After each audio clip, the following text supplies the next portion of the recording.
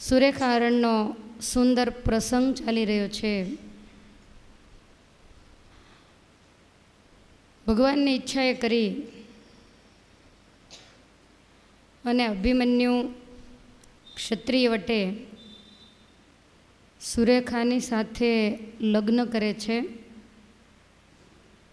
એ કથા આમાં બતાવી છે. આમાં કોઈ એવું ખરું કે આ જે 8મો દિવસ છે એમાં કથાને બિલકુલ પાડી જ ન હોય? એવું કોણ છે? હાથ ઊંચો કરો જોઈએ. એક પણ ટક જેણે કથા પાડી ન હોય. બાકી બધાએ પાડી છે. ઠીક, તમને સારું ચોઘડિયું લાગે ત્યારે આવો એવું ને? તો આવડા બધા કેમ આવ્યા તે દી?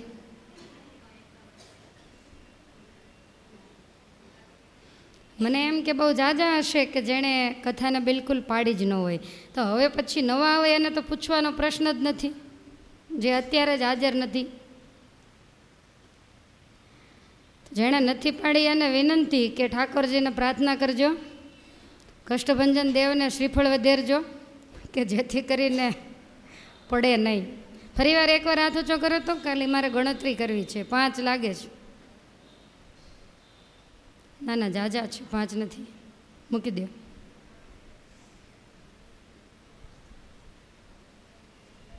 કોઈક તો જન્મે જઈ જેવા નીકળવા જોઈએ ને. મન ફાવે ત્યારે આવે ને મન ફાવે ત્યારે જાય, એવું કાંઈ બધા થોડું ચાલે. હવે જોઉં છું 2-5 દિવસ પછી કે આજે આટલા છે, હવે કેટલા પાડે છે એમાંથી. મને એ પણ ખ્યાલ છે કે તમે જાણી જોઈને તો ન જ પાડતા હો, પણ કાંઈક એવું અચાનક કારણ ઊભું થઈ જાય, એણે કરીને કદાચ પડતી હોય. વૈશંપાયન મુનિ જન્મેજય રાજાને સુરેખા હરણનો મહિમા સમજાવે છે. પોતાનો ભક્તનો જે પુત્ર દ્વારકાની અંદર જવા માટે જ્યારે તૈયાર થયો એ વખતે પરમેશ્વરને એવો વિચાર આવ્યો કે એક બાજુ જબરજસ્ત કૌરવોનું સૈન્ય છે અને એક બાજુ યાદવોનું, અને એની સામે અર્જુન પુત્ર અભિમન્યુ એકલો છે. માટે એની જો કોઈ જોડ હોય તો દ્વારિકામાં જવામાં બહુ મુશ્કેલી ન પડે એવું વિચારી અને ભગવાને સુભદ્રાજીને રસ્તો ભૂલવાડ્યા. અને રસ્તો ભૂલેલા હેડંબા વન સુધી ગયા. ત્યાં ઘટોત્કચ અને અભિમન્યુનું અજાણતામાં જ જબરજસ્ત યુદ્ધ થયું. અને એ યુદ્ધની અંદર અભિમન્યુનો પ્રાણ અધ્ધર ચડી ગયો. સુભદ્રા વગેરેને એવું લાગ્યું કે અભિમન્યુનું મૃત્યુ થયું છે. સુભદ્રાજી જ્યારે આક્રંદ કરે છે એનો અવાજ, એના શબ્દો એને જ્યારે હિડંબાએ સાંભળ્યા ત્યારે એને એવું લાગ્યું કે આ તો ઘરના જ અંદરો અંદર કૂટાઈ ગયા. પરસ્પરસ ઓળખાણ થઈ, પોતાના મહેલે લઈ ગયા અને ત્યાંથી બંને ભાઈઓ સાથે મળી અને દ્વારિકામાં આવ્યા છે. નગરની બહાર જે અશોક બાગ, એ બાગની અંદર મુકામ કર્યો છે. ભગવાનને ખ્યાલ આવી ગયો કે બંને ભાણેજ આવ્યા છે, એટલે ભગવાન અશોક બાગમાં મળવા માટે આવ્યા. અભિમન્યુએ ખૂબ મર્મ વચનો કહ્યા કે આવી ભીડ વખતે તમે તમારા બહેન અને ભાણેજને સહાય ન કરી શકો તો આ તમારી સોનાની નગરી અને સંપત્તિ એને શું કરવાની?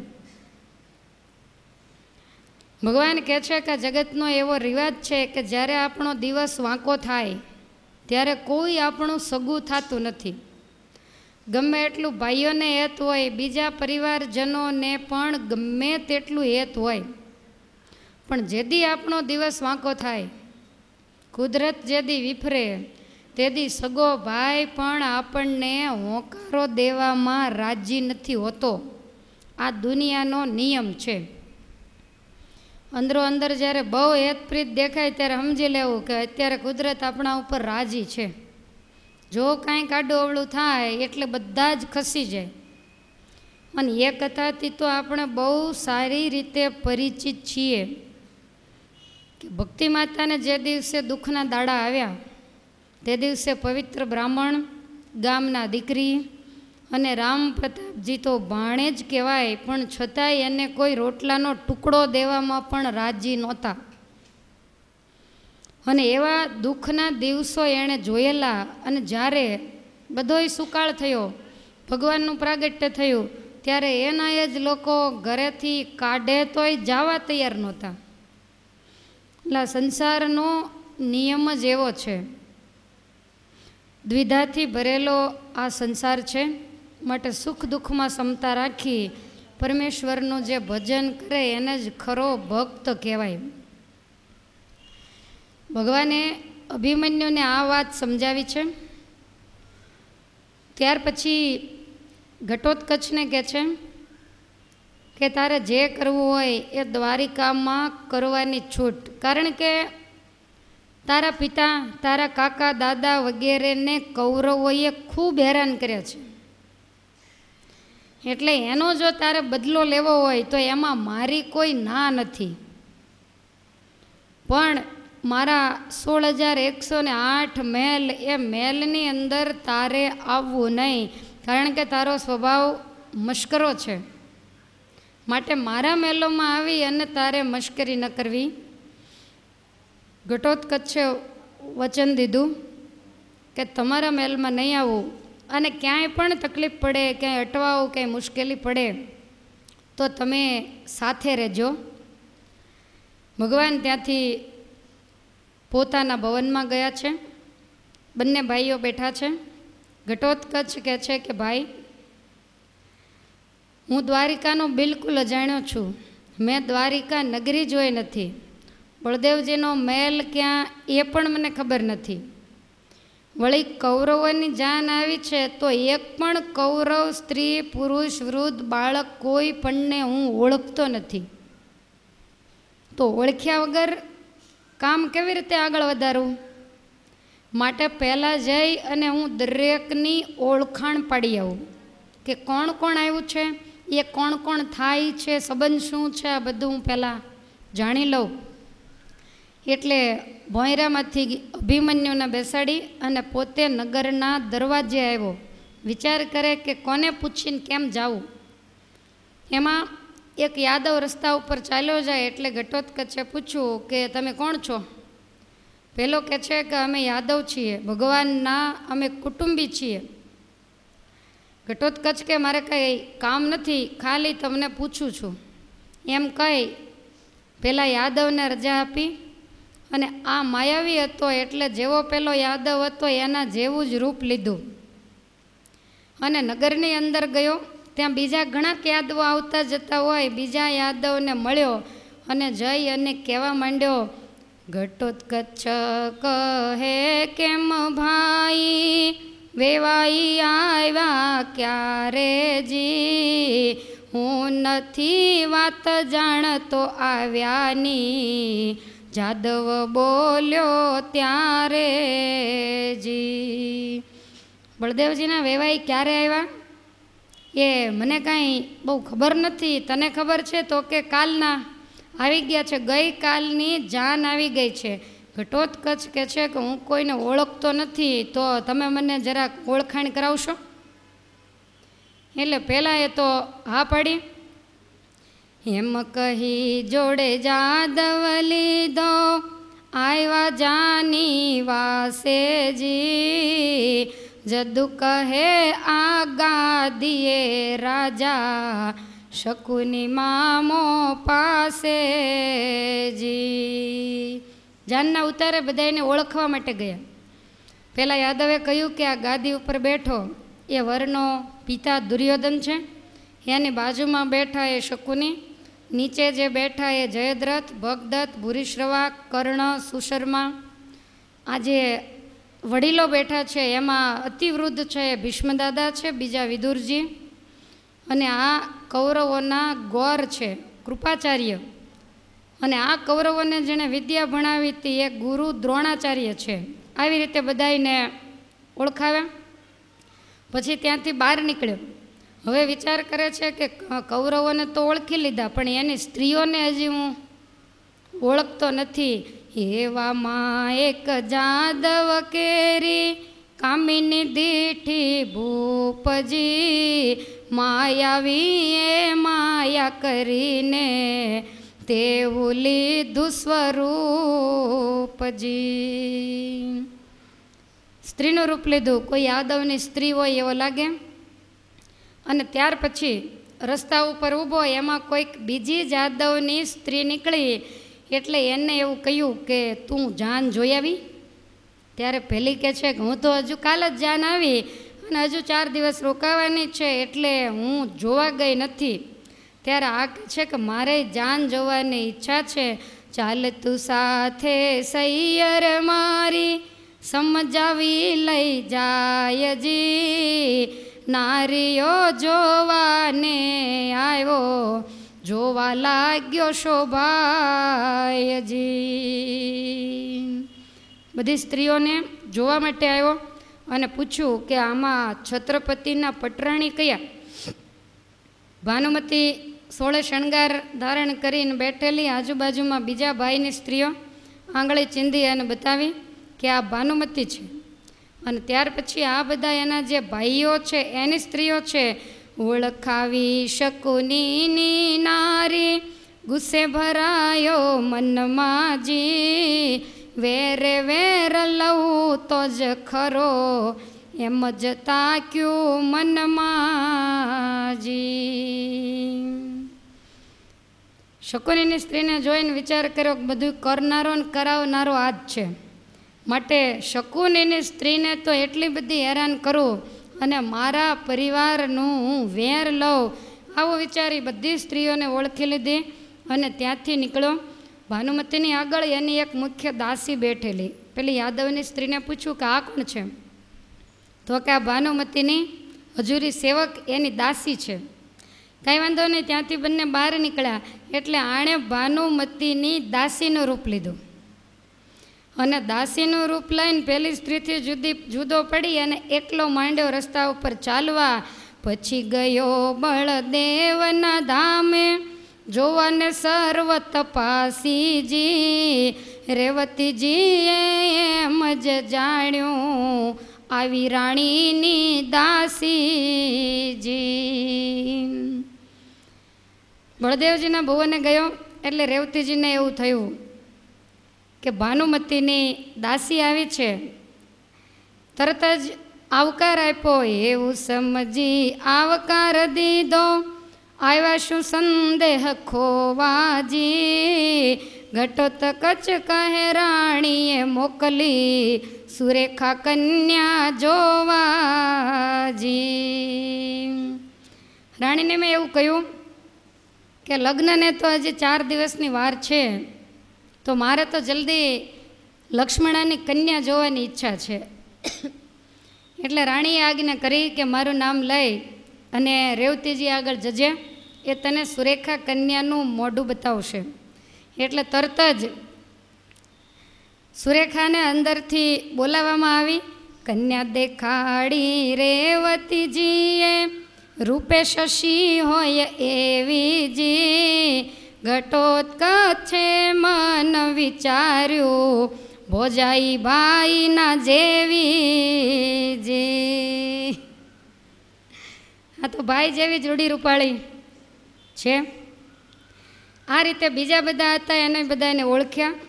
અને ત્યાર પછી અદૃશ્ય રૂપે બલરામજીના ઘરની અંદર મેવા મીઠાઈઓ જાન આવી હતી, એટલે જમાડવા થોડું તૈયાર કરેલું હોય.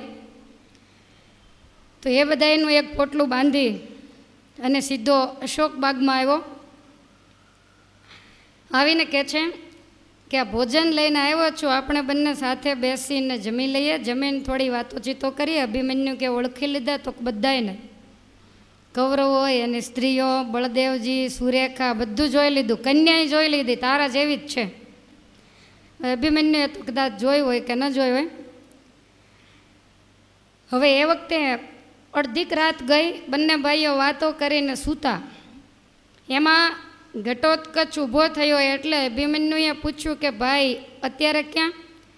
તે સમયે ભીમનો નંદન બોલ્યો, વીર અભિમન્યુ જાઉજી, કૌરવ કાકાને ખંખેરી, કાલ રાત્રિએ આવજે. કૌરવોને ખંખેરવા માટે જાઉં છું. આપણા 42,000 દેશ એ લઈ ગયા છે. આપણા પિતા કાકા વગેરેને ભિક્ષુકની જેમ હસ્તિનાપુરમાંથી એણે કાઢી મૂક્યા છે. માટે એનું મને અંતરમાં અતિ દુઃખ છે, તો વેર લેવા માટે જાઉં છું. તમે અહીંયા ને અહીંયા રહેજો. આ ભોજન મીઠાઈ વગેરે છે, ભૂખ લાગે ત્યારે જમજો. મારી ચિંતા ક્યાંય કરશો નહીં, હું ક્યાંય અટવાઈશ નહીં, અને કાલે રાત્રિએ હું પાછો આવીશ. આમ કંઈ અશોકબાગની બહાર નીકળો. એક બહુ મોટું જબરજસ્ત મેદાન છે, અને એ મેદાનમાં આવીને ઊભો રહ્યો. મેદાનમાં આવી અને પોતાની જે માયાવી વિદ્યા એણે કરી 13,000 અસુરો ઉત્પન્ન કર્યા. અને આ જે 13,000 અસુરો હતા એમાંથી 1,000 અસુરોના મોટા મોટા હાથી બનાવ્યા. જાણે સ્વર્ગના ઇન્દ્રનો ઐરાવત હોય એવા સુંદર કાળા ભમર જેવા હૃષ્ટપૃષ્ટ હાથી તૈયાર કર્યા. 1,000ના ઊંટ બનાવ્યા અને 1,000 દૈત્યોના ઘોડા બનાવ્યા કે જેની જોડ આ દુનિયામાં ક્યાંય પણ મળે નહીં. પછી 3,000 અસુરોની મોટી જાડી સોનાની સાંકળો બનાવી અને 3,000 પશુઓને સોનાની સાંકળે બાંધ્યા. બીજા 3,000 અસુર હતા, એમાંથી 3,000 એના સેવકો બનાવ્યા. એક એક પ્રાણીની આગળ એક એક સેવા કરતો હોય. પછી 3,000 જે બીજા હતા એનું લીલુંછમ ક્યાંય જોટો ન જડે એવું સુંદર ઘાસ બનાવ્યું. આ રીતે 12,000 દૈત્યો થયા. હવે 1,000 જે બાકી રહ્યા એમાંથી 300નો સુંદર જરિયાની તંબુ બનાવ્યો. એની ઉપર સોનાનું શિખર છે, આજુબાજુમાં હીરા મોતીની ઝૂલો લટકે છે, લીલમ અનેક પ્રકારના રત્નો નીલમણી વગેરેથી આ આખો તંબુ ચમકી રહ્યો છે. જે જોવે એનું મન ત્યાં ને ત્યાં ચોંટી જાય. પછી 100 દૈત્યનું સોનાનું સિંહાસન બનાવ્યું, 100ના ચોપડા બનાવ્યા, 100ના મહેતાજી બનાવ્યા. એ ખડીઓ લઈ હાથમાં કલમો લઈ અને બેઠા બેઠા લખ્યા કરે. અને 300 જે બાકી રહ્યા એને ચોકીદાર બનાવ્યા. ખુલ્લી તલવારે આખા તંબુની ફરતા ચોકી પેરો કરે છે. 100 જે હતા એને અનુચર એટલે કે છડીદાર બનાવ્યા. અને એ છડીદાર ઘટોત્કચની સેવામાં રહે અને ખમ્મા ખમ્મા એમ છડી પોકારે છે. અને પંખાથી પવન નાખે, કોઈ પાન આપે, કોઈ સોપારી આપે, કોઈ ચમર ડોળે, કોઈ વળી પગ ચાપે, જાણે ઇન્દ્રના ઇન્દ્રાસને બેઠો હોય એવી રીતે સુંદર વ્યવસ્થા કરી. અને ત્યાર પછી ઘટોત્કચ મોટો વેપારી થઈ અને એ સિંહાસનની ઉપર બેઠો. લીલી ટોપી લીલી કફની, લીલો સુરવાળ ફેંટોજી, આંખ કપરી આકૃતિ જબરી, સોદાગર થઈ બેઠોજી, સિંહાસન પર શોભે માયાવી થઈ બેઠો વેપારીજી, રજની વીતીને વાણું વાયું દેખાઈ શોભા સારીજી. સવાર પડી ત્યાં તો આખું બજાર ઝળહળે. સુંદર મજાના તંબુ ને સેવકો ને એવા સરસ વસ્ત્રો પહેરી અને પોતે બેઠો છે. સવાર પડતા દ્વારિકા નગરના મુખ્ય દરવાજા ખુલ્યા અને આણે દરવાજામાં જ આટ માંડેલું. આખા નગરની અંદર વાત એવી ચાલી કે બળદેવજીએ બહુ મોટા વેવાઈ ગોત્યા છે, એટલે એનું નામ સાંભળી અને મોટો વેપારી પશુઓ વેચવાની ઈચ્છાથી દ્વારિકા નગરીની બહાર પડાવ નાખીને રહ્યો છે. છત્રપતિનું નામ બહુ મોટું. અને આ વાત જ્યારે બળદેવજીને કાને આવી ત્યારે બળદેવજીને તો આનંદનો પાર ન રહ્યો કે મારા વેવાઈનું નામ સાંભળીને આવડો મોટો વેપારી આવ્યો છે. કૃષ્ણની પ્રત્યે હસીને બોલ્યા, સાંભળો શ્રી ગોપાલજી, તમોને મુજસરી ખૂન મળ્યું એકે હવે વિશાળજી. તમને મારે જેવો વેવાય, તમે કેટલાય દીકરાને દીકરીઓને પરણાવ્યા ને કેટલાય રાજાઓ તમારે ત્યાં દ્વારિકામાં જાન લઈને આવ્યા, પણ આવો મોટો વેપારી કોઈ દિવસ આવ્યો નથી. મારા વેવાઈનું નામ સાંભળીને આવ્યો. કેવા સુંદર હાથી, ઘોડા, ઊંટ વગેરે વેચવા માટે લાવ્યો છે. એટલે ભગવાનને એમ થયું કે કાંઈક ખેલ કરું, એટલે ભગવાન એવું બોલ્યા, પ્રભુએ જાણ્યું ખરો વેપારી, લાવ્યું ખેલ લડાવુંજી, કર્મહીણો કોઈ આવ્યો ફેરો, શું વેચવાએ લાવ્યો જી. બલરામજીને ભગવાન કહે છે કે બિચારા વેપારીને કાંઈ ખબર ન હોય, કર્મહીણો હશે એટલે અહીંયા વેચવા માટે આવ્યો હોય. એને ખબર નથી કે એકેય જનાવર એનું વેચાવાનો નથી, જાનવર એનું નથી ખપવાનું, બળભદ્ર કરો વિચારજી, હું તમ વેવાઈને ઓળખું છું, નાદારનો નાદારજી. તમારો વેવાય તો મક્ખી ચૂસ છે, ક્યારેય ચમડી તૂટે પણ એ દમડી ન છોડે. વેપારીને કાંઈ બિચારાને થોડી ખબર હોય, એટલા માટે આવ્યો, પણ એને પોગટનો ફેરો પડવાનો. બળદેવજીને બહુ માઠું લાગ્યું. બળદેવજી કહે છે કે મારા વેવાઈને એવું કહે છો, હવે તો એને વ્યાત ન હોય તો હું પૈસા આપીને પણ બધા જ પશુઓ લેવડાવે છૂટકો કરું. બરાબરનો મમત્વ કરાવ્યું. ભગવાન કહે છે કે તમે મમત મૂકી દો, તમે જાશો નહીં, તમે જાવ એ સારું ન લાગે, પાછળથી પસ્તાવો થશે. બળદેવજી કહે છે કે તું અદેખાઈ કરે છે, સારા વેવાઈ મને મળ્યા એ તને ગમતી વાત નથી. ભગવાન કહે છે કે જો રહેવું હોય તો આબરૂ સહિત બેસો, નહીંતર આબરૂ ખોઈને પાછા આવશો. એમ બહુ વળ ચડાવ્યો એટલે બળદેવજીને તો ખરેખરો ચડી ગયો. હવે તો ગમે એમ થાય. અને તરત જ જ્યાં દુર્યોધનનો ઉતારો છે ત્યાં બળરામજી મહારાજ પોતે આવ્યા. દુર્યોધને તરત જ માન આપી, આસન આપી બેસાડ્યા અને કહે છે કે અત્યારે કેમ પધાર્યા? બળદેવ કહે નામ તમારું સાંભળી વેપારી આવ્યો જી, હાથી ઘોડાને ઊંટ સારા વેચવા માટે લાવ્યો જી, તેથી વખાણ થયા તમારા મારી સભાની માયજી, તે સાંભળીને કૃષ્ણ મારો ઝાંખો પડ્યો ત્યાંજી.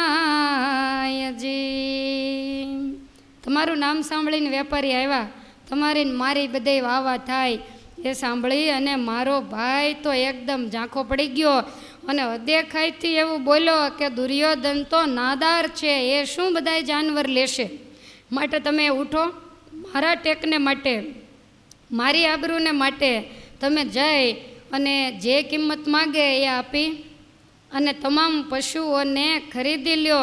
દુર્યોધન કહે છે કે ઝપાટે જઈને લઈ આવું, તમે તમારે ઘેર જાઓ, કે ચિંતા કરશો નહીં, મારી આગળ ઘણોય રૂપિયો છે. એમ કહીને બલરામજીને વિદાય કર્યા અને દુર્યોધન તૈયાર થયો. ઉઠો મામા પહેરો જામા, ઉઠો દુશાસનજી, કર્ણવીર તમે પણ ઉઠો, માને વેવાઈનું મનજી. મામા જામો પહેર્યા વગર બેઠા છે.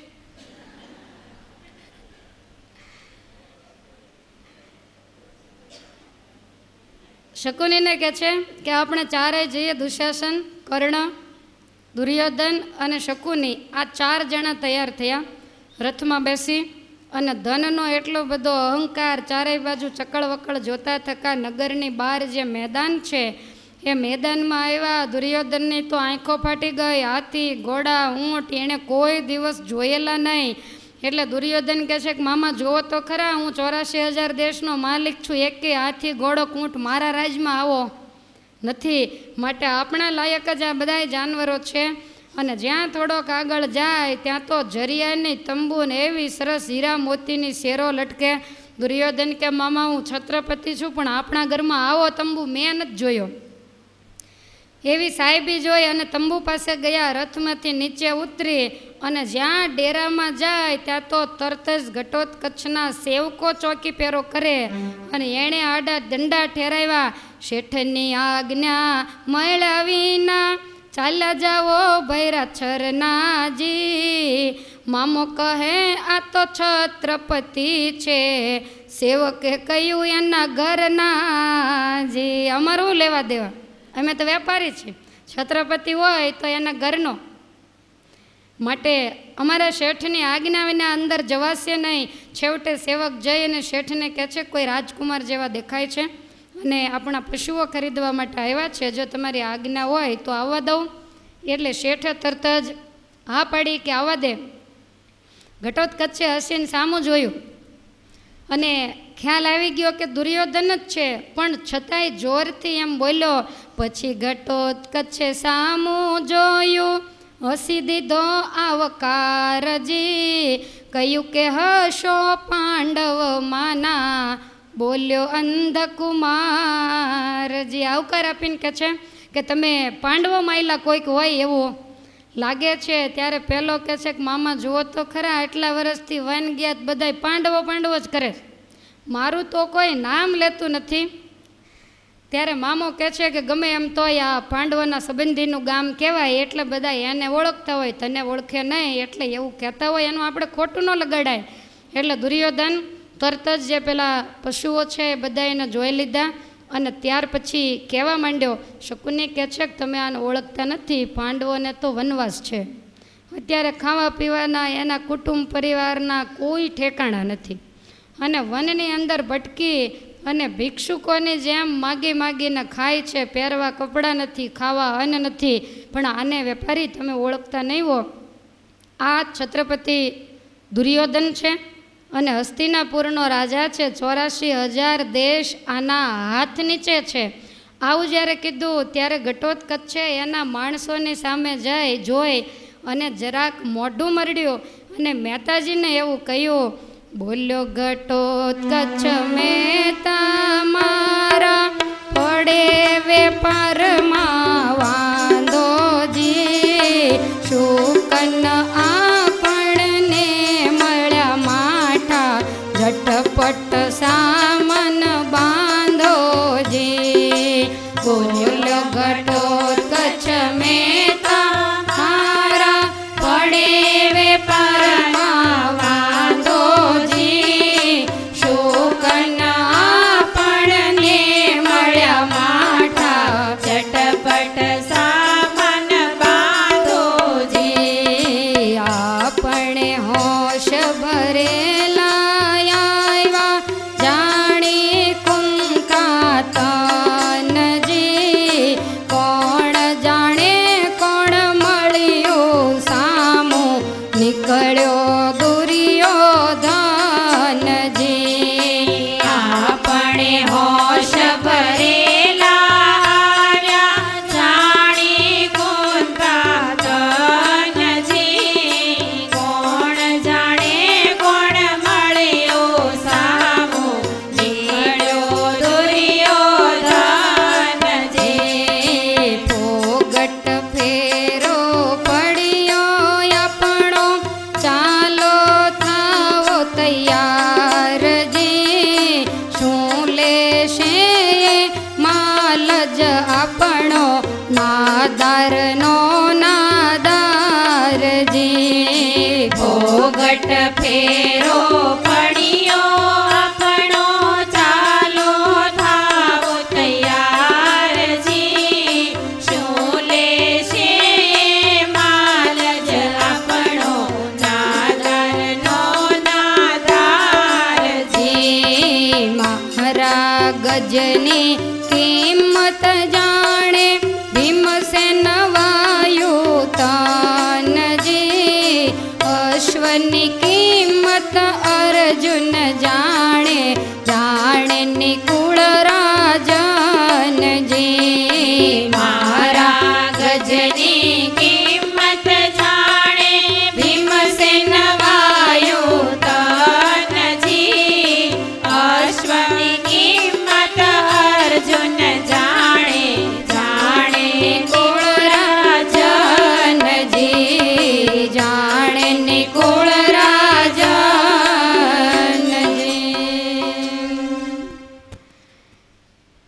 આ બધાને સંભળાય એવી રીતે મહેતાજીને કહે છે કે આપણે જ્યારે પશુઓ વેચવા માટે નીકળ્યા ત્યારે આપણને કોણ સામું મળ્યું હતું? કાંઈક જબરજસ્ત અપશુકન થયા હશે.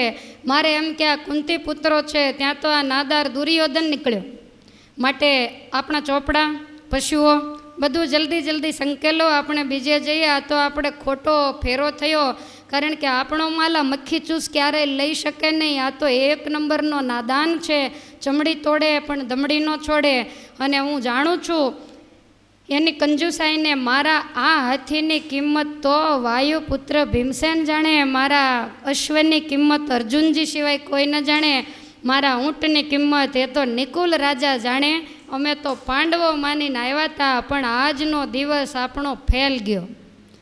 આમ જ્યાં કીધું ત્યાં તો આ પાપીને જબરો વળ ચડ્યો. પાપી કહે છે કે મામા આ લોકો તો કેવું કરે છે. મહેતાજી તો માંડ્યા ચોપડા હંકેલવા. દુર્યોધનને એમ થયું કે આ વેપારીને હજી ખ્યાલ નથી. શકુની મામો કહે છે કે તમે એક વખત કામ પાડી તો જુઓ, પછી તમને અમારી ખબર પડશે. અને તમારા જે જાનવરો છે એમાં અમારે કંઈ જોવાનું જ નથી. અમને તો પહેલી નજરે જ ગમી ગયા છે, કારણ કે અમારા રાજ્યમાં અમે ક્યાંય આવા જાનવરો જોયા નથી. ખાલી તમે અમને વ્યાજબી કિંમત કરી દો એટલે અમે તમારા તમામ જાનવરોને ખરીદી લેશું. ત્યારે ઘટોત્કચ કહે છે કે મારા જાનવરો આ મૃત્યુલોકના નથી, તો દેવલોકના છે, એના રૂપિયા તમે નહીં આપી શકો. ત્યારે શકુની મામો કહે છે કે પણ એની કાંઈક કિંમત તો કરો. ઘટોત્કચ કહે મારા હાથી ગજથી ઊંચા ભરાયજી, તેની કિંમત એક ગજે 5,000 થાયજી. મારા હાથીની આમ કિંમત નહીં, એની ઊંચાઈ માપવામાં આવે. અને એક ગજ ઊંચાઈ થાય એટલે 5,000 રૂપિયા. જેટલા ગજ હાથી ઊંચો હોય એટલા એના રૂપિયા થાય. ઉચ્ચક કિંમત અશ્વ ઊંટોની એક કે એક અયુતજી, માગણી તાગણી નહીં કરવાની, સમજો ક્ષત્રિય સૂતજી. ઊંટ અને ઘોડા એની એક જ સરખી કિંમત છે. એક ઊંટ અથવા તો એક ઘોડો એની એકની કિંમત 10,000 રૂપિયા છે. જો તમારે લેવાની ઈચ્છા હોય તો બોલો. દુર્યોધન કે કાંઈ વાંધો નહીં, ગજ લાવો એટલે હાથીને આપણે માપી લઈએ. અને તમને એવું લાગે કે અમે ખોટો માપતોલ કરશું તો તમારા સેવકો જોવા આવે. ઘટોત્કચ કે અમારે રિવાજ છે જ, અમે કોઈને ભરવા દેતા નથી. અને કોઈને જો હાથે ભરવાની ઈચ્છા હોય તો મારા સેવકો આજુબાજુમાં ઊભા રહેશે. એટલે તરત જ દુર્યોધને કર્ણને કહ્યું કે વેપારી કદાચ કાંઈક ખોટું કરે, કારણ કે કમળાવાળાને પોતે ખોટો એટલે એને એમ કે આખી દુનિયા ખોટી હશે. એટલે ઘટોત્કચે તરત જ ગજ આપ્યો અને કહ્યું કે તમારામાંથી કોઈ ભરશે કે અમારા સેવકો ભરી લે? કર્ણને આજ્ઞા કરી એટલે કર્ણએ તરત જ ગજ લીધો અને પોતે જોવા માટે આવ્યો. પગમાં નોકરોએ મોજડીઓ પહેરાવી, મોઢામાં સોપારીનો ટુકડો આપ્યો અને ચાવતો બે હાથને પાછળ રાખીને જાણે મોટો શાહુકાર જાતો હોય. આજુબાજુમાં સેવકો પવન નાખતા આવે. દુર્યોધનને શરમ લાગે કે રાજા હું છું કાંઈ નથી સમજાતું. છડીદારોને લઈ અને જ્યાં હાથી છે ત્યાં આવી કર્ણને કહ્યું કે હાથીને ભરવા માંડો અને મહેતાજીને કે એક ગજ ભરાય એ પ્રમાણે લખીને સામે કિંમત લખીને માંડો ટોટલ મારવા. આવું કહ્યું એટલે કર્ણ હાથીને ગજથી ભરે. આજુબાજુમાં જોતો જાય, દુષ્ટની ભેગો રહેલો એટલે દુષ્ટ બુદ્ધિ. તો કર્ણ થોડુંક એવું વિચારે કે થોડુંક ઓછું ભરવું તો અમારે રૂપિયા થોડાક ઓછા આપવા. જાણી જોઈને કર્ણ રાજા ઓછું ભરવા જાયજી, પણ માયાવી 16 ગજનો હોય 20 ગજનો તે થાયજી. 16 ગજનો હોય, બોલો જેમ ભરે એમ બોલો ઊંચો થતો જાય. હવે એક હાથથી 20 ગજનો એટલે 20 પંચા 100 એટલે કેટલા થાય? 1 લાખ રૂપિયાનો. આજથી 5,000 વર્ષ પહેલાં લાખ રૂપિયાનો એક હાથી. આવી કિંમત જબરી કરી. હવે આ રીતે 1,000 હાથીને ભરીને માપ લીધું. ત્યાર પછી ઊંટોની ગણતરી કરી અશ્વની પણ એ બધી ઉચ્ચ કિંમત હતી, એ બધી ગણતરી કરી અને 12 કરોડ રૂપિયાનો હિસાબ બતાવ્યો કે આ 3000 પશુઓને તમારે સોનાની સાંકળો સહિત જો લેવા હોય, મારા સેવકો પણ સેવામાં આપીશ, તો તમારે 12 કરોડ રૂપિયા મને આપવા પડે. માટે જો તમને એવું અનુકૂળ લાગે તો લ્યો, નહીંતર અમારી કાંઈ ના નથી. એટલે દુર્યોધન કહે છે કે તમારું ગામ કયું, તમારો દેશ કયો, તમે ક્યાંના રહેવાસી છો, જરા અમને નામઠામ અને સરનામું લખાવી દો. ઘટોત્કચ કે તમારે સરનામાનું શું કામ છે? ત્યારે દુર્યોધન કહે છે કે હુંડી કરીને મોકલી દેશું નાણું તમારે ઘેરજી. ઘટોત્કચ રક્તલોચન કરી બોલ્યો બહુ ક્રોધ ભેરજી. ઉધારનો નથી ધંધો અમારો, હાલ નાણાં ગણી આપોજી. દુષ્ટ કહે પરદેશમાં છઈએ, વિવેકથી વાત માપોજી. અમે ઊંડી લખી દઈશું. ઘટોત્કચ કે ઉધાર બંધ છે, તમે 12 પાટીઓ નહીં વાંચ્યું હોય. અમે કોઈને ઉધાર દેતા નથી, પહેલાં નાણાં ગણી આપો, ત્યાર પછી જ અમે હાથી ઘોડાની સાંકળો છોડવા દેશું. ત્યારે દુર્યોધન કહે છે કે ભાઈ તું એટલો તો વિવેક અને વિચાર રાખ કે અમે દીકરાને પરણાવવા આવ્યા છીએ, અમે પરદેશી છીએ, તો જાનમાં આવ્યા હોઈએ તો નાણાં ક્યાંથી લાવ્યા હોઈએ? ઘટોત્કચ કહે છે કે તમે કોણ છો અને તમે જાનમાં આવ્યા છો કે ખરેખર હું તમને કાંઈ પૂછતો જ નથી, તમે જે કામે આવ્યા હોય તે.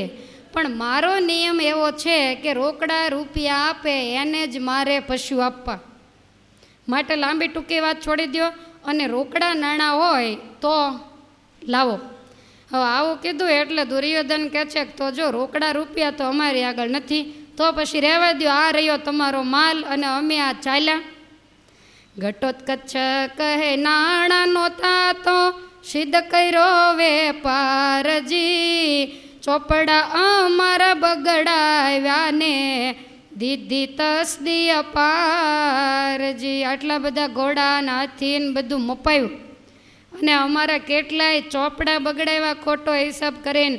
માટે સેવકો તમે સામું શું જોઈ રહ્યા છો? આ પાપીને અવળા હાથે બાંધી દો અને પછી એને ઠાર મારી નાખો.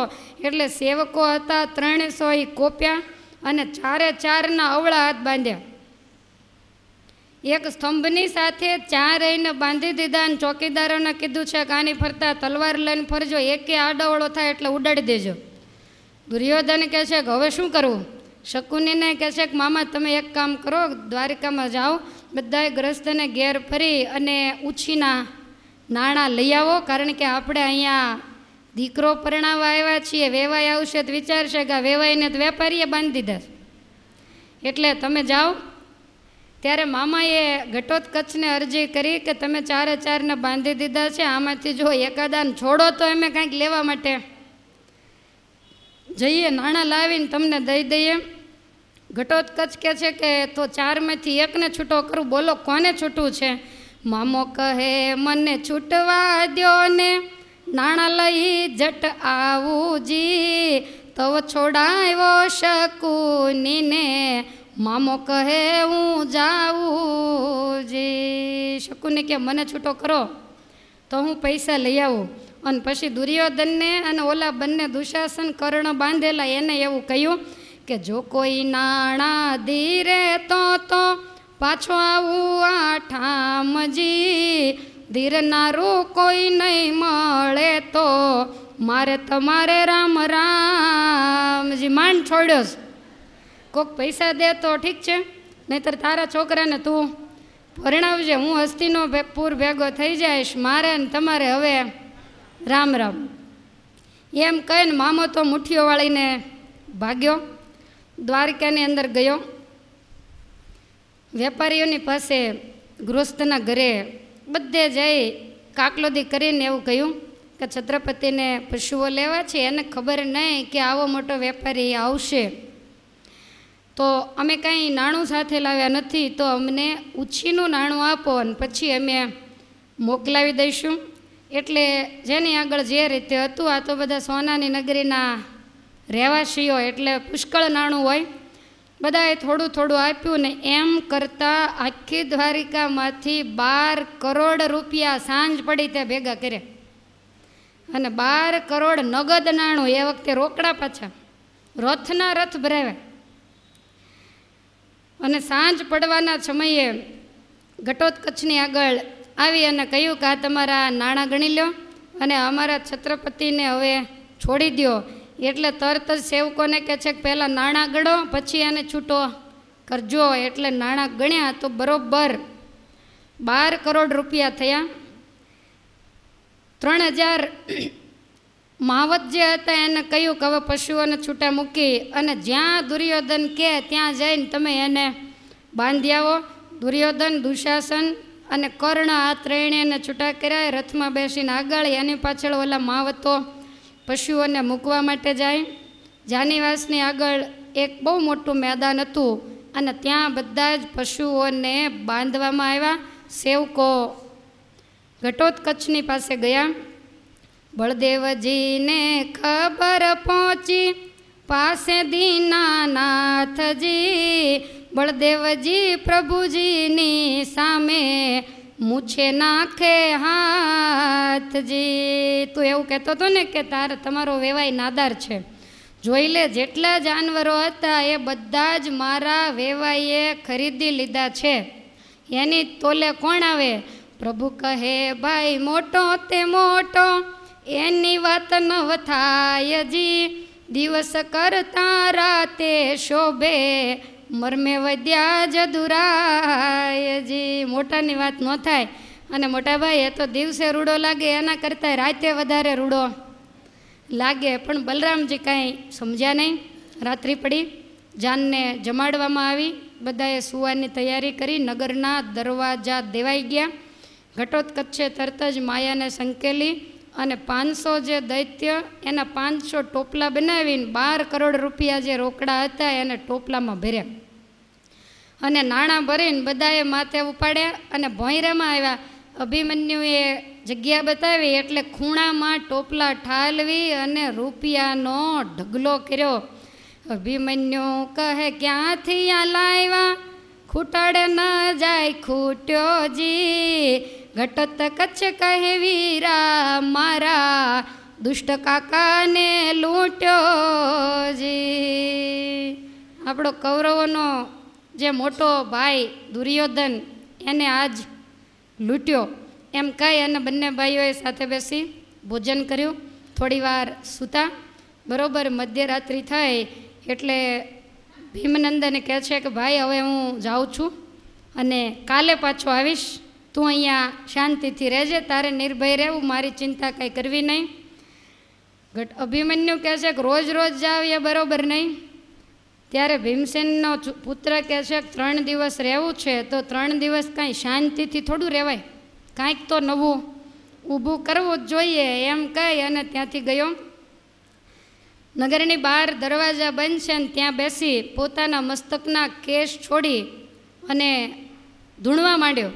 અને એ જ વખતે જ્યાં જેટલો ઘટોત્કચ ધૂણે એટલે એની માયા હાલી બહુ જ ચડી ચોટેજી.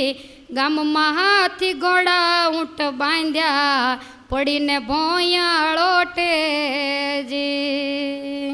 જેટલા હાથી ઘોડા ઊંટ વગેરે બાંધ્યા હતા એ નીચે પડી પડીને માંડ્યા આળોટવા. ઊંટ ચીસો પાડે, હાથીઓ ત્રાડો પાડે, ઘોડાઓ પગ પછાડે. લોકોના ટોળા ટોળા ભેગા થઈ ગયા અને જોનારાને એમ લાગે કે હમણાં મૃત્યુ પામશે. બધાય પોકા પોક માંડ્યા કરવા અને આખું દ્વારિકા જાગી ગયું અને બધાએ જોવા માટે આવ્યા. ગોવિંદજી તવ હસવા લાગ્યા, ચાલો તત્પર થઈએ જી. શું છે બળદેવના વેવાઈને તમાશો જોવા જઈએ જી. કોક નહોતા જાગ્યા એને ભગવાન જગાડીને લેતા આવ્યા. બળદેવજીના વેવાયા અડધી રાતે રાડ પાડે છે, કંઈક હોવું જોઈએ, ચાલો આપણે બધા જોવા માટે જઈએ. બધા જોવા માટે આવ્યા અને ઘટોત્કચે એવો ખેલ કર્યો કે જેટલા એ પ્રાણીઓ બનાવેલા હતા એ બધાયના જીવ ખેંચી લીધા. એટલે બધાય ધરતી ઉપર ઢળી પડ્યા, ખાલી ખોખા રહ્યા, અંદરથી જીવ નીકળી ગયા. એક સાથે 3000 પ્રાણીઓનું મૃત્યુ થયું. અને એટલો બધો આને તો દુર્યોધનને તો શોક થયો, જોર જોરથી 2 હાથ કપાળે દઈને ફોક મૂકીને રોવા માંડ્યો. ત્યારે મામો કહે છે કે આટલી વસ્તુમાં રડે છો, ગામ આપણા દાંત કાઢશે કે આવી રીતે આટલા 12 કરોડના પશુ મર્યા, એમાં છત્રપતિ થઈ અને રોવે છે. એમ કહીને છાનો રાખ્યો બળદેવજીએ દીઠુજી, દુર્યોધન કહે વેવાઈ લાવો પશુને દાટવા મીઠુંજી. છાનો રહી ગયો બળદેવજીને જોઈ અને કહે છે કે વેવાઈ આટલા બધા પશુઓ મર્યા, એને ખાડા ખોદી ખોદી અને દાટવા તો જોશે. તો પશુને જ્યારે દફનાવે ત્યારે એની અંદર મીઠું નાખવું પડે. એટલે કોથળાને કોથળા ભરી ભરીને, આમ તો સાગર કાંઠો એટલે મીઠું તો ખૂબ હશે, ખાલી દુર્યોધનમાં જ નહોતું, દ્વારકામાં તો ખૂબ જ હતું. એટલે મીઠાના રથ ભરી ભરી અને લાવવામાં આવ્યા. સેવકોએ ખાડા ખોદાવ્યા અને એમાં ખૂબ જાજુ મીઠું નાખી અને પશુઓના જે શરીર છે એ નાખવા માંડ્યા. ખાડામાં નાખે ને લોપ જ થાય, એકામ માયાનું કાવ્યું જી, દરેક પ્રકારે નુકસાન કીધું, મીઠું પણ બગડાવ્યું જી. જ્યાં અંદર હાથી કે ઘોડો નાખે એટલે શરીર અદ્રશ્ય, ખાલી મીઠું એમ જ પાછું લેવાય. વળી ઉપર ધૂળ નાખી અને જેટલું દ્વારકામાં મીઠું હતું એ બધું બગડાવ્યું અને બધું મીઠું ધરતીની અંદર ધરબાવી દીધું. પછી બધાએ પોતપોતાના સ્થાને ગયા. કૌરવોએ પોતાના સ્થાને ગયા. દુર્યોધન બહુ રડવા લાગ્યો. અને એ વખતે ભાનુમતી આવી. અને ભાનુમતી આવી અને વઢવા માંડી કે આવા ઉધાર વેપાર કરવા ઠપકો દીધો અપારજી, પછી સહુ મન વાળીને સૂતા, શું કર્યું ભીમ કુમારજી. ભાનુમતી કહે છે કે બુદ્ધિ ન હોય તો આવા ઉધાર વેપાર ન કરાય. આજ 12 કરોડ રૂપિયા આપણા બગાડ્યા. દુર્યોધન કાંઈ બોલો નહીં, બધાએ સૂતા. અને સૂઈ ગયા પછી ભીમે એક નવી માયા રચી. ભીમ વિચાર કરે છે કે આજ આ ભીમકુમાર વિચારે છે કે આજ કાકાને લૂંટ્યા, કાલ બધી કાકીઓનો વારો પાડવો છે. એટલે તરત જ એક નવી રચના કરી. વૈશંપાયન મને કહે છે કે જન્મેજય, જે નગરનો મુખ્ય દરવાજો છે, દરવાજાની બંને બાજુ સરસ મજાની જુદી જુદી દુકાન બનાવી અને જુદા જુદા પ્રકારના વેપારીઓ બનાવ્યા. દરેક પ્રકારના માણસો ખરીદી કરતા હોય, બજારની અંદર ફરતા હોય એવું બનાવ્યું. કોઈ વેપારી, કોઈ વળી ભિખારી હોય, અને કોઈ વૈદ, કોઈ પુરાણી, કોઈ બ્રાહ્મણો, કોઈ જોશી, કોઈ વિદ્યાર્થી, સારથી, મહેતા તો વળી કાનમાં લેખણ ખોશી ખોશી અને હાથમાં મોટા ચોપડા લઈ લઈને બજારની અંદર આંટા મારે. કોઈ ઝવેરી, સોની, ચોકસી, ચિતાળિયા, શેઠ, પટેલિયા, સલાટ, સુતાર, કડિયા, ગાંધી, તંબોળી, પાટીદાર, વાણિયા, સરૈયા, ચૂપડિયા, પછી ખત્રી, શ્રાવક, સુખડિયા, મેવાવાળા, મરાઠા, કાબુલી, સિંધી, કુંભાર, લુહાર, કંસારા, રજપૂત, ગરાસિયા, કોળી, ગાંચી. કેવડી બજાર હશે તમે વિચાર કરો. મોચી, માળી, દરજી, કંદોઈ, પંચોળી, કાઠી, ગોલા, ધોબી, ગળિયારા, કાછિયા, ઘાટિયા, મારવાડી, મણિયારા, આવા બધા. આમાં તો બહુ જાજા નામ છે, વાંચીને આપણે થાકી જઈએ. મેં પા ભાગના વાંચ્યા, હજી પોણા ભાગના બાકી છે. એટલે કહેવાનો મતલબ એવો થાય કે કોઈ પણ જાત કે કોઈ પણ પ્રકારની દુકાનનો વેપાર એ બાકી મૂક્યું નથી. દુનિયામાં જેટલા માણસો હોય, જેટલી નાત જાત હોય, એ બધાને તૈયાર કરી અને સરસ મજાની બજાર બનાવી. હવે આ બાજુ પોતે મોટો વેપારી થઈ અને ગામના મુખ્ય દરવાજાની પાસે સ્ત્રીઓના શણગારની સુંદર મોટી દુકાન કરી અને વેચવા માટે બેઠો.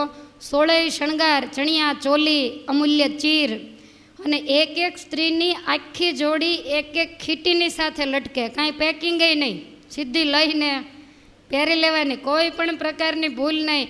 વળી જેવા કપડાં એવા જ દરેક પ્રકારના શરીરના એક એક અંગના ઘરેણા. એવી સુંદર દીવાઓ વગેરેની રોશની બનાવી કે દૂરથી જોનારાને આખું બજાર ચળકતું દેખાય, અને પોતે વેપારી બની વસ્ત્ર અને શણગાર વેચવા માટે બેઠો. હવે સવારે દરવાજા ખુલ્યા ત્યાં તો ઝળહળતી બજાર જોઈ યાદવોએ કોઈ દિવસ જોયેલી નહીં. દ્વારકાની અંદર વાત પહોંચી કે બળદેવજીના વેવાઈનું નામ સાંભળીને બહુ મોટો વેપારી વસ્ત્ર શણગાર વેચવા માટે આવ્યો છે, અને કોઈ પરદેશી હોય એવું લાગે છે. અનેક પ્રકારનો માલ બજારની અંદર વેચાય છે. એટલે ભગવાનને તો ખ્યાલ આવી ગયો કે આજ કૌરવની સ્ત્રીઓનું આવી બન્યું છે. એટલે ભગવાને પોતાની જે 108 પટરાણી હતી એને બોલાવી અને કહે છે કે સવાર પડે થોડા કામકાજમાંથી પરવારો અને દિવસ ચડે એટલે તમે 108 રાણીઓ જાજો. જાનીવાસે જ્યાં કૌરવની સ્ત્રીઓ છે એનો ઉતારો છે ત્યાં તૈયાર થઈ શણગાર સજી અને જાજો, અને પછી એવું કહેજો કે બહુ સુંદર મજાનું બહાર કોઈ નવા વેપારી આવીને બજાર માંડ્યું છે, તમારું નામ સાંભળીને એ વેપારી આવ્યો, અમે તો વર્ષોથી અહીંયા પરણીને આવ્યા, અમે તો કોઈ દી આવી દુકાનો જોઈ નથી, માટે તમારે ખરીદી કરવા જવું હોય તો અમે તમારી સાથે આવીએ. આવી રીતે તમે એને કહેજો. વરાવજો કાંઈ એમની પાસે તમારે કાંઈ ન લેવું જી, બારની ચીજ લાવશે તેને પેસવા હું નહીં દેવું જી. એ દુકાનમાંથી જો તમે કાંઈ પણ લાવ્યા તો તમને મહેલમાં ઘૂસવા નહીં દઉં, એટલે તમે કૌરવની સ્ત્રીઓની આગળ બધું લેવડાવજો. આવી રીતે આજ્ઞા આપી. તમામ સ્ત્રીઓ રાણીઓ તૈયાર થયા, જાનીવાસે આવ્યા. ભાનુમતીએ આવકાર આપ્યો અને રૂક્ષ્મણીજીને પોતાની સાથે બેસાડ્યા અને પૂછવા માંડ્યા કે પ્રભુના મુખ્ય તમે પટરાણી છો, તો આજે બધાએ ભેગા થઈ અને અમારે આંગણે આવ્યા તો અમે પણ ભાગ્યશાળી છીએ. અને એ વખતે રૂક્ષ્મણીજી કહે છે કે દેવી, આ દુનિયામાં તમારી જેવું કોઈ ભાગ્યશાળી નથી, કારણ કે તમારા પતિ જે દુર્યોધન એનું નામ સાંભળી અને કાલ પેલા પશુઓ વેચવાવાળા આવેલા, અને આજ તો એવી સરસ મજાની બજાર મંડાણી છે, દેશાંતરના વેપારી માલ વેચવા માટે આવ્યા છે, અને એવી સુંદર બજાર, એટલે બજાર જોવા જવા માટે અમે તમને બોલાવવા આવ્યા છીએ. ભાનુમતીને તો ક્યાંય હરખ સમાતો નથી. ભાનુમતી કે તમને આજ જ ખબર પડી અમારા છત્રપતિનું નામ આખી દુનિયામાં ગુંજે છે. રૂક્મિણી કે અમને ખબર જ છે, પણ તમે અમારે ગામ આવો ત્યારે અમને અનુભવ થાય ને. ત્યારે ભાનુમતી કહે છે કે મારા પતિના નામે અમે જ્યાં જઈએ ત્યાં આવી તો કેટલી બજારો મંડાય અને બધે એમના નામનો જય જયકાર થાય, અને તમે ભલે ભગવાનના પટરાણી છો પણ છતાંય મારી તોલ આજ કોઈ નથી, કારણ કે હું તો 84,000 દેશની પટરાણી છું. પહેલાં છત્રપતિને કાંઈ નહોતું, પણ હું પરણીને આવીને ત્યારથી હસ્તિનાપુરમાં લીલા લહેર થઈ ગઈ છે. બધી ભગવાનની પટરાણીઓ અંદરો અંદર હસે છે, કાનામાં એકેય બુદ્ધિનો છાંટો, પોતાના પતિનું ઘસાતું બોલે છે અને પોતાની વાહ કેવડાવે છે. પછી રૂક્ષ્મણીજી એમ બોલ્યા, ઉઠો તત્પર થઈએ જી, તમારા કંથની આજ્ઞા માગો, બજાર જોવા જઈએ જી. છત્રપતિની આજ્ઞા લો અને આપણે બજાર જોવા જઈએ. ભાનુમતી કહે ચાલો વેવાણ, શ્રી આજ્ઞા દે પતિજી, ધણીને પૂછવા તણો ધારો, અમારા ઘરમાં નથી જી. અમારા ઘરમાં પતિને પૂછવાનો ધારો નથી, એનાથી શું અમે દબાયેલા છીએ, તમે એના ઓશિયાળા રહીએ. આ મામીને તમે પૂછો, છત્રપતિ મને પૂછ્યા વગર કોઈ દિવસ બહાર ડગલું માંડતા નથી, અને ક્યારેક મને પૂછ્યા વગરનું પાણી પીવે તોય ધૂળ કાઢી નાખું.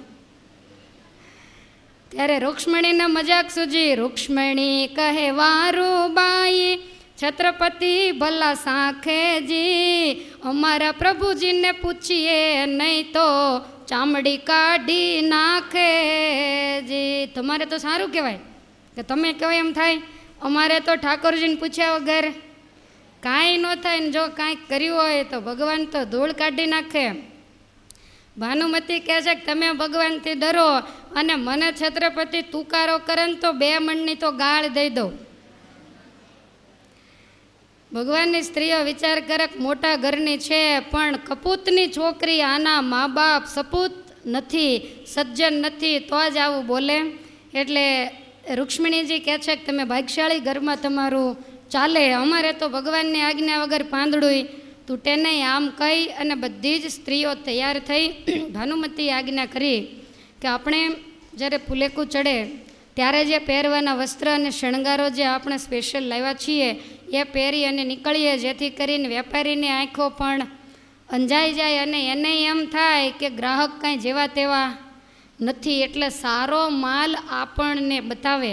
જેટલા વસ્ત્રો ઘરેણા સારા હતા એ બધા જ પહેરી અને 100 ભાઈની 100 સ્ત્રીઓ અને 6 જે એના કારભારીઓ હતા એની, એટલે 106 ભેગી થઈ ભગવાનની પટરાણીઓની સાથે રૂક્ષ્મણીજીએ ભાનુમતીનો હાથ ઝાલ્યો અને વાતો કરતાં કરતાં નગરની બહાર આવ્યા. ત્યાં તો એવું સુંદર મજાનું બજાર શોભી રહ્યું છે. ભાનુમતી તો જોઈ અને ફૂલાવા માંડી કે જુઓ રૂક્ષ્મણીજી, મારા પતિના નામે કેવી દુકાન મંડાણી છે. રૂક્ષ્મણીજી કહે છે કે એટલા માટે જ અમે તમારી સાથે આવ્યા, નહીંતર અમારે દ્વારિકામાં ખરીદી કરવા જવાનો ધારો જ નથી, અમે કોઈ દિવસ બહાર ન નીકળીએ. પણ ભગવાને કહ્યું કે છત્રપતિના નામે જો આવો વેપાર થતો હોય તો તમે એની રાણીની સાથે જજો. આમ વાતો કરતાં જે મુખ્ય દુકાન હતી જ્યાં ઘટોત્કચ બેઠેલો ત્યાં ગયા, સુંદર વસ્ત્ર અને શણગાર જોયા અને એ વખતે રૂક્ષ્મણીજી કહેવા લાગ્યા, રૂક્ષ્મણી કહે ભાનુમતીજી તમલાયક શણગારોજી, તેવા જ વસ્ત્રો લાવ્યા વેપારી, મોહે જીવય મારોજી. રૂક્ષ્મણી કહે ભાનુમતીજી તમલાયક શણગારોજી, તેવા જ વસ્ત્રો લાવ્યા વેપારી, મોહે જીવય મારોજી.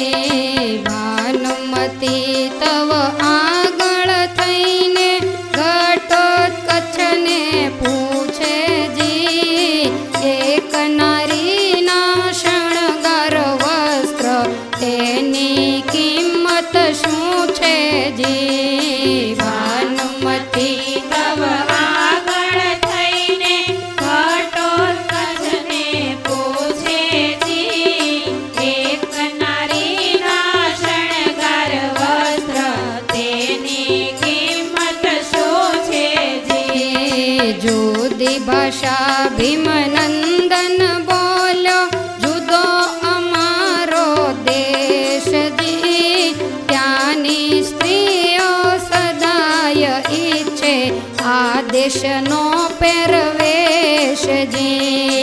જુદી ભાષા ભીમનંદન બોલ્યો, જુદો અમારો દેશ જી, ત્યાંની સ્ત્રીઓ સદાય ઈચ્છે આ દેશનો પહેરવેશ જી. માટે મૂલ્ય નથી કરવાનું, લેવું હોય તો આવો જી, તમારા ઉતારી અહીં મૂકો, અમારા પહેરી જાઓ જી.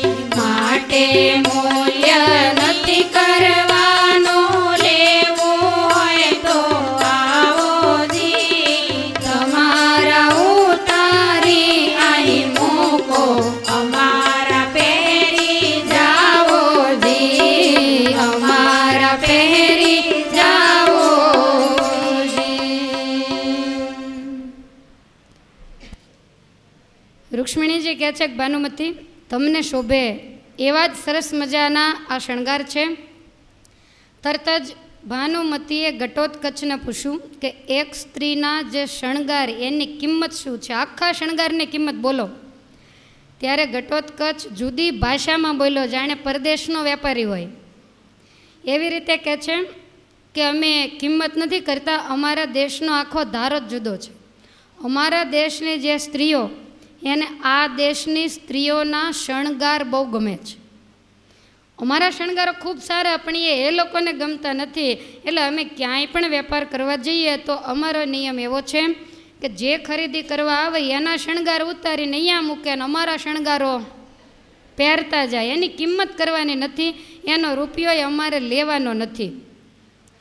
ત્યારે ભાનુમતીને એમ થયું કે આ વેપારીને કાંઈ બુદ્ધિ નથી. ભાનુમતી કહે રૂક્ષ્મણીજી વેપારી આંધળા જેવો જી, આપણા કરતા ઊંચા સોનાનો ભારે દાગીનો છે કેવો જી. વેપારી આંધળો છે, આપણા દાગીના કરતાં તો કેવો ઊંચો રત્નજડિત ભારે દાગીનો, અને આવો મોંઘો માલ ક્યાંથી મળે? પડખેથી સત્યભામા બોલ્યા, ભૂલે એના ભોગ લાગે લઈ જ લેવાય. ત્યારે ભાનુમતી કહે છે કે અમે તમે બધાય સાથે શણગાર ગણાય છે, માટે આપણે બધા જ બદલી લઈએ. ત્યારે ભગવાનની સ્ત્રીઓ એવું બોલ્યા કે અમારે તો બદલવાની બહુ ઈચ્છા છે, પણ હવે અમારે બદલાય એવું નથી. અમારા ભાગમાં પતિ એવા લખ્યા, અમારું કાંઈ હાલ જ નહીં. જે આનો ભગવાન અમારે નફા નુકસાનમાં કાંઈ સમજે જ નહીં, પકડ્યું હોય એ મૂકે નહીં. એણે અમને ના પાડી છે કે તમારે નહીં લેવાનું, તો અમારે પછી એની સામે કાંઈ બોલાય નહીં. ભાનુમતી કે તો પછી તમારા ભોગ લાગ્યા, બીજું શું, તમે આવેલો યોગ ચૂકી જશો. એમ કહી અને બધી સ્ત્રીઓ વસ્ત્ર આભૂષણ અંદર જઈ અને બદલવા માંડી. ઘટોત્કચ કહે છે કે અમારે એવો નિયમ છે કે એક વીંટી જેવું હાથમાં રહેવા દેવાનું નહીં. જેટલું પહેર્યું હોય એ બધું વસ્ત્ર શણગાર બધું કાઢી, ભલે તમે એક વીંટી પહેરી હોય ને અમારી 10 પહેરી જાઓ એનો અમને કોઈ વાંધો નથી, પણ તમારું પછી કાંઈ રાખવાનું નહીં. ભાનુમતી કે અમે ગાંડા છીએ, અમને એવી નહીં ખબર પડતી હોય, તારે કહેવાની શું જરૂર છે? એમ કહી અને બધું બદલી લીધું. એક વાલભર સોનાની વીંટી હોય તોય તરત જ એને બદલી નાખી. ભાનુમતી